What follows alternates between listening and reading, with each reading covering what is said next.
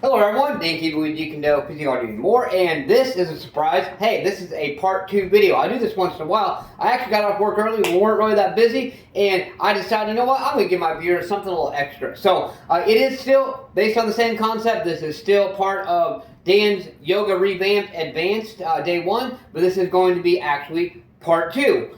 So why am I doing this? Because I want to give you the best content possible that I possibly can, and when I have a little more of an idea, have a little bit extra time to do things like this, this is actually what I really love to do. I am inspired each and every day, even the small little comments, that maybe not very often that I get. I appreciate those. Those help inspire me to inspire you, to help you as much as I possibly can. Now, just to give you a little bit of an idea, I talk about, yes, thoroughly warming up beforehand. I actually just did a warm-up. I jogged around my apartment for 2 minutes. Then I did some high knees and some butt kicks. So you really get my muscles and all those regions nice and thoroughly warmed up for you. So I can actually show you something here. So based on the concept this morning, just to give you a quick recap, I did things like whether it's the narrow horse stance, I'm a little tight, or the standard horse stance.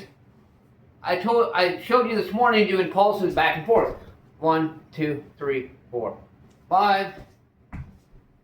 1, 2, 3, 4, 5. Okay, so that is important as well. Now I want to touch base real quick, and that's the whole purpose of this video, is on isolation movements. Now not just isolation movements for mobility, Dan's yoga, and things like that. However, I am going to, yes, obviously that's what I'm focusing on, but I'm talking about just in general. Any type of training you do, whether it's strength, mobility, hypertrophy, which is muscle building, if you want to get speed, power, whatever it is, especially as a martial artist, we've got to be doing isolation movements. Just like the same concept, are you going to sit there and just work only one side of a punch?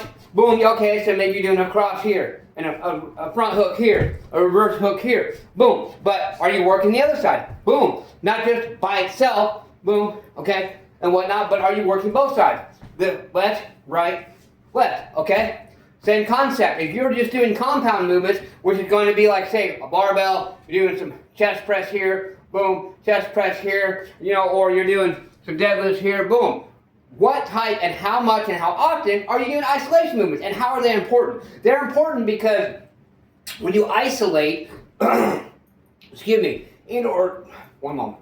And when you isolate or group that specific individual side into one area, guess what? That puts that focus on that. Just like as Bruce Lee talked about channeling your energy through each punch and each kick, same concept when you do an isolation movement. So if you're doing, say, bent over barbell rows, okay? Well, one thing you can do is alternate between bent over barbell rows and single arm kettlebell, boom, boom, or dumbbell rows, however you want to do it, okay? You can alternate between the two. You can do these by themselves, yes, but you can also alternate.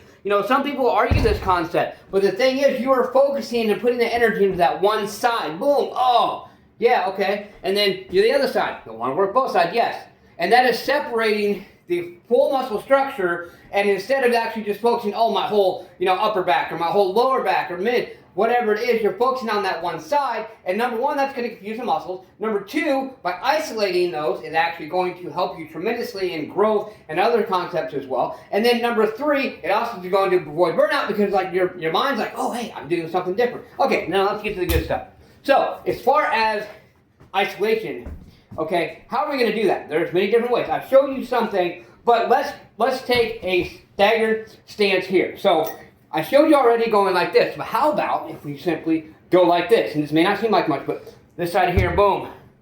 Focusing more on that mobility on this side. And yes, you're using weight, so you're going to be getting some little bit of strength aspects out of this. But if you use a lighter weight and you focus primarily on the actual mobility, going down about the same rate you come up, you're actually going to maximize that mobility. Yes, it will help strengthen, but you're maximizing the actual mobility itself. Okay, 3, and you can do it, see how I'm kind of bending my knee here, or you can do it this way as well, and just do that back and forth, back and forth, back and forth. This video is more to give you an insight, but I also wanted to, for you to understand the importance of isolation, not just in weight training and things like that, but in mobility as well, because that's actually going to teach you to be able to punch better, kick more efficiently, have more mobility, stabilize, and also strengthen as well. So you can do things like this and hold your balance at different times if you want to. Hold it up here, boom, and out here, boom. Whatever it is, keep changing that mindset and keep believing in yourself. Believe in yourself. Believe you can believe that you deserve it. Guys, once kick that like button, just don't break it. Let's go out there and do something. Do more than what you did yesterday. Get your ass up today and grind. What have you done today to push yourself, to grind, to embrace that discomfort, whatever it is? Keep embracing more because you know you can. Let's go.